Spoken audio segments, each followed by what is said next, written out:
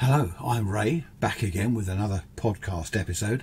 This time I'm reviewing some newspapers from the 50s, 60s, 1970s, which I think you'll find very interesting. I certainly did, having a look through them all, so if you're sitting comfortably, then I'll begin.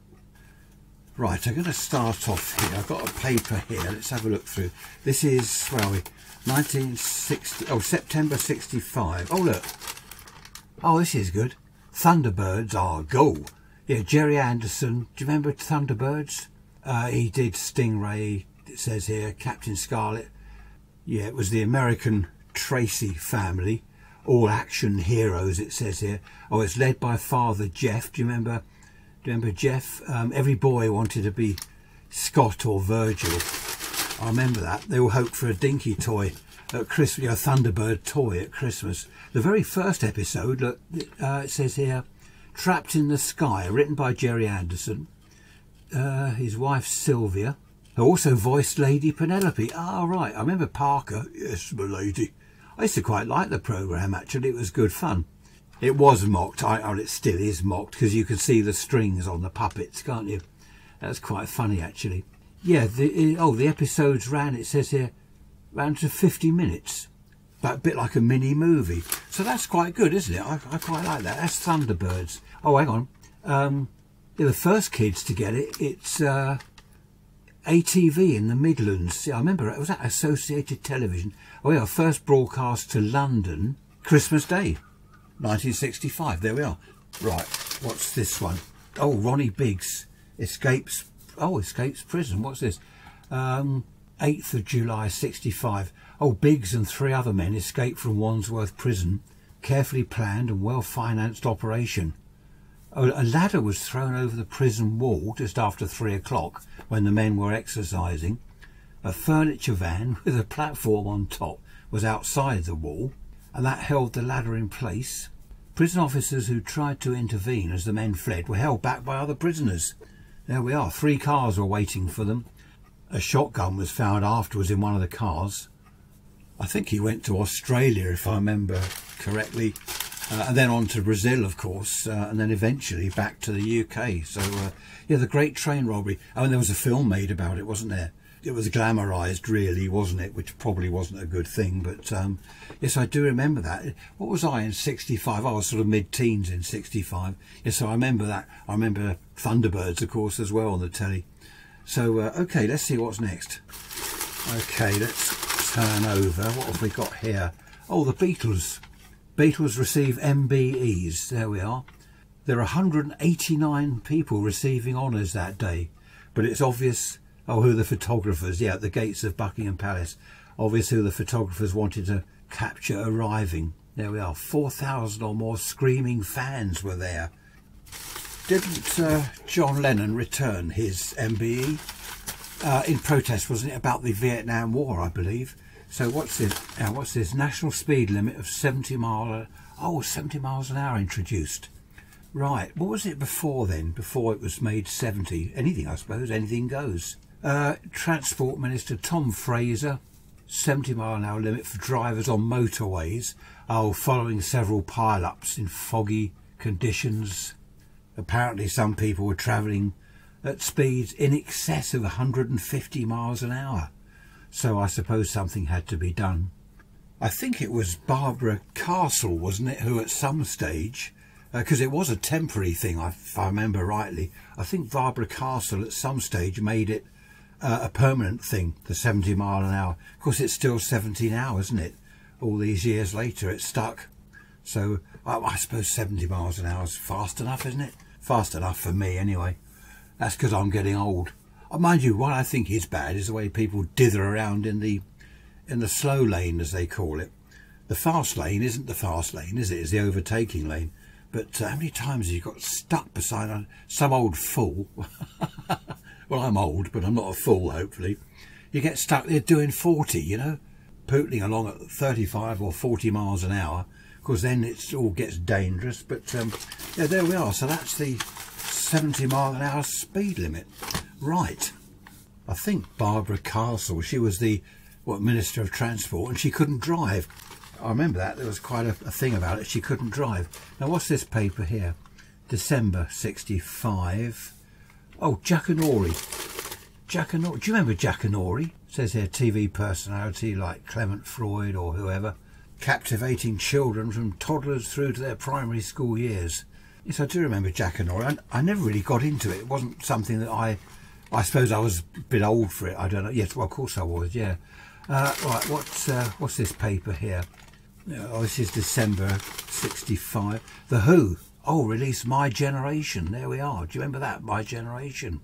That's The Who. And we've got next. Oh, look, what's this?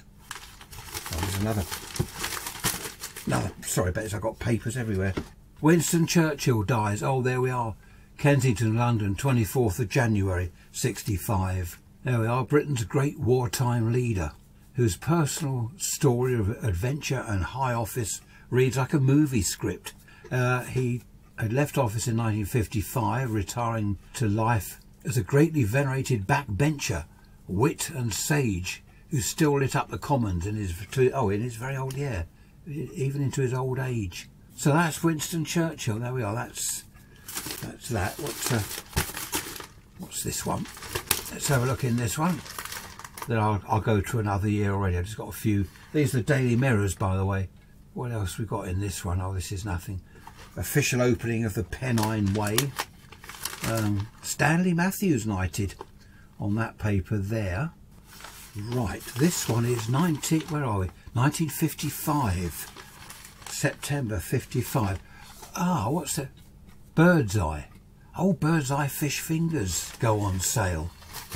Hang on. Developed at the Bird's Eye factory in the South Quay area of Great Yarmouth, the fish finger was an immediate success. Well, there you go. And it's still gone on to this day. I never liked fish fingers particularly. A friend of mine likes fish finger sandwiches, which I suppose is all right. I don't know. I thought I saw how much they were. There was a price here. Oh, here we are. £1 and 8p, 1 and 8p for a packet. Doesn't say how many were in a packet. Launched in 1955. Fish fingers from Bird's Eye. Oh, that's interesting. What else we got in this paper? Let's see if there's anything else of interest. Launch of ITV. What's this? Let's read this. Right, oh, I've got these papers mixed up. Oh, this is September, 55. Commercial television hit the airwaves at 7:15 on September the 22nd, 1955. That's it. Oh, only in the London area at the time. Yeah, that was good. An opening short film set the tone. Plummily voiced, oh, they were in those days, weren't they, by the controller of Associated Rediffusion, Cecil Lewis. It was all very much, don't you know, this is ITV. Oh, it showed the sights of London in glorious black and white. Yes, excellent. The BBC had attempted to dampen the evening by stealing some of the new channel's audience and depressing them at the same time, killing off the young Grace Archer. Oh yes, the Archers. Also, they killed off Grace Archer on the very evening ITV launched. To drag the listeners away. There we are. Stuff like that still goes on today, doesn't it? All the channels fighting amongst themselves or trying to outdo each other. Oh, what's this? Ruth Ellis hanged. Oh, right, Ruth Ellis. Last woman to be hanged in Britain. She was, wasn't she? Her execution came amid great controversy. Petition of several thousand signatures asking for her reprieve was ignored by the Home Secretary. She'd done, willful murder of her lover, that's right. David Blakely, that's right.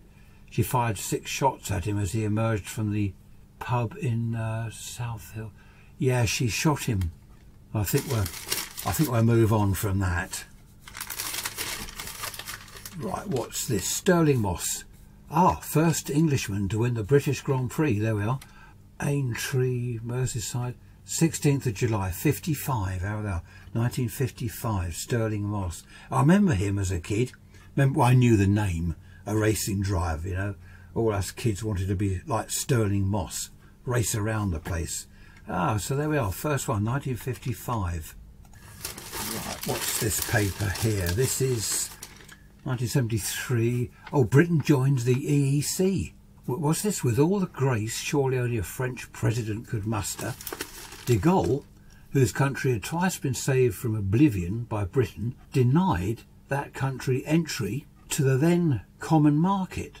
I remember all the notices around, notices saying no and stuff like that, or vote no or whatever. So that's it. Oh, I didn't realise that. The British flag was raised at the headquarters of the organisation in Brussels. George Thompson, one of our first commissioners and noted gourmet who surely made the best of what Brussels had to offer, walked in a midnight procession to celebrate the moment of entry. Edward Heath was proud of having engineered our membership without a referendum. There we are, that had been hinted at, if not promised, during the 1970 general election. Oh, right. So there we are, that was 1973, and here we are in 2019 trying to get out of it. What's this paper here? Oh, house prices, here we are. 1950s average house price, 1,800. How about that? Average cost of a house, just under £2,000. The average worker took home about £10 a week. Yeah, so buying a house was not easy at all. If you could have, it says here about affording to buy a house in the 50s, it would probably be a new house, because 500,000 homes were destroyed by German bombing. So when the war ended, houses had to be built, and fast. People had nowhere to live, did they? Oh, the prefab houses started. Do you remember prefabs? I remember those. Yeah, there was an estate near to us that was all prefabs.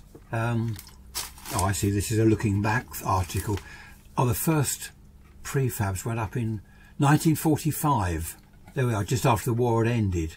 Oh, it took 40 hours, 40 man hours to build one. Oh, they often used prisoners of war. Oh, right. Well, they had hot water, not the prisoners of war, the houses. Hot water, heating, newly fitted kitchen and bathroom. I remember people saying that they were meant to be temporary. Well, a lot are still standing today. Oh, this was a time when Brits everywhere introduced the joys of going to the toilet inside the house, not outside the house, and having proper toilet paper when they got there. There we are. Oh, of course, they used to use newspaper, didn't they? So they used proper toilet paper. Right, what's next? I've got this paper's... Oh, this is 50s. Oh, look at these adverts. Omo adds brightness to whiteness. How about that? Nurse Busy Bonnet, such a healthy, jolly young nurse, always has Weetabix, and she insists on it for her patients. Weetabix, yeah, that's still going today, isn't it? Fairy liquid, look. What's this? Crunchy. Oh, Crunchy bar. Do you remember that? 4p. Another Fry favourite. Oh, that's the old, 4p. The old Tide washing powder. No wonder you women buy more Tide than any other wash day product. Tide's got what women want. Right. I'm not sure about that. Right, what else have we got here? Oh, what's this? Nothing like it. 7-Up. Oh, 7-Up. I remember that in the 50s. 7-Up in a bottle. There it is, in a green bottle. You remember 7-Up? It's all in cans now, of course, isn't it? All in tin cans. Right, I'm now... Where's this? 1960. Oh, look at this advert. Oh, 1001. Cleaned so many... Oh, carpet cleaner, wasn't it? Cleaned so many things. 2 and 6p. Good grief. Oh, Daz. There's a picture here. Swap? Never. Yeah, you wouldn't swap your washing powder. Or you get a 6p coupon with that. Ever-ready batteries. Levi cords. Oh, look. Got the colours, got the style, got the fabrics. Excellent. Oh, and this was Nimble, wasn't it? Do you remember the Nimble bread, the loaf, with that girl that went up in the balloon? I remember that. Good grief, Nimble. Let's turn over. So many old ads. What's this car? It doesn't say the price. Hillman. Oh, look, Hillman Minx from Roots Motors. There's no price. That's a shame. What if I can find an advert with a price on a car? What's this? Anglia. Ford Anglia. Good grief. I remember. They were nice, actually. Fry's chocolate bar. What's this? Ready Breck. Oh, yes, Ready Breck. At your Wavy Line grocer. Do you remember Wavy Line? I remember the World Store. I'm going back decades now, aren't I? Best of the 60s. What's this? Oh, Musical Express. Oh, there's Jimi Hendrix. Yeah, the Stones. Yeah, New Musical Express. NME. New Musical Express. NME. Right, this one is first episode of Last of the Summer Wine. I watched that. Oh, that's here we are, 1973. This Tubular Bells released. Yeah, I didn't like Tubular Bells. Did you like that? I didn't like that. Dark Side of the Moon released. Oh yes, I like Dark Side of the Moon. I mean that just goes on and on, doesn't it? Something like that. Right, let's see, what other papers have I got here? Hang on while I just sort through here. What's this paper I've got? 1979, Space Invaders hit UK. That's, yeah, The Clash release London Calling. Oh, I remember that. I quite like that record. A world's first £1 million footballer is bought. Yeah, and look at that. Football, good grief, that's nothing these days, is it? Margaret Thatcher becomes Britain's first female PM. Let's have a look. All the fun of the swingometer, poll tick. Oh, do you remember the swingometer? The results of 3rd of May general election 1979 were clear. The country had turned away decisively from the Labour Party. The Conservatives were in power with a majority of 43 seats. Not huge, but enough to facilitate a break with consensus politics. The new Prime Minister on the morning of May the 4th was this country's first female Premier, Margaret Thatcher. She ousted Ted Heath in 1975. Well, old Jim Callaghan, all these old names coming back. So, Margaret Thatcher, she was the one that sold all the council houses, wasn't she? And did she introduce the poll tax? That didn't go down too well. Okay, this paper is 1975. Oh, first episode of 40 Towers. First episode of The Good Life. Microsoft founded. There we are, 75. Good grief. North Sea oil starts to flow. That's good. And it's still flowing, isn't it, today? So I don't know when it's going to run out. It will at some stage. Well, the gas is certainly going today, isn't it? Sex Pistols play first ever gig. Britain's worst road accident. What's this? There was a coach crash in North Yorkshire, May 1975. Pensioners out on a mystery tour. Oh dear me. 45-seater coach. Yeah, I won't read any more of that. That's not good. Just as well they brought in the 70-mile-an-hour limit, isn't it? I like looking through these old papers, looking back on various, not just looking back on the news, but also the adverts. Oh, talking of, here we are, adverts. Ford Anglia, and what papers here? Where are we? 1950 would have set you back £310. £310, brand new. Yeah, that's interesting. It was the cheapest four-wheel car in Britain. Oh, how about that? Ford Anglia, that's it. Austin A30 in 1951 I've got here. £507. There's a list is in this paper. They're looking back at a few. The Consul 717. That was in 52. Oh, 1956. Austin A35. Yeah, my brother-in-law had one of those. 541. That was brand new in 56. The Mini. 1959 Mini, 497. There you go, £497 for a brand new Mini. I don't know what they are these days, a bit more than that. Mind you, as I said earlier, wages, what was it, £10 a week or something?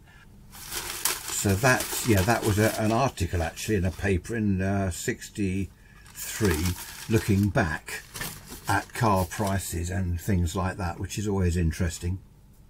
I've got some papers here that are a lot later. What is this? 1980. John Lennon shot dead. Oh, that's, yeah, 8th of December 1980. 11 PM, December 8th. Former Beatle John Lennon and his wife Ono walked towards the entrance of the Dakota building in the Upper West Side of Manhattan, where they had their apartment. John had been at the record plant, a recording studio. Waiting for him was a 35-year-old carrying a copy of Catcher in the Rye. As Lennon walked past this man, he fired 4 shots into Lennon's back. Oh dear.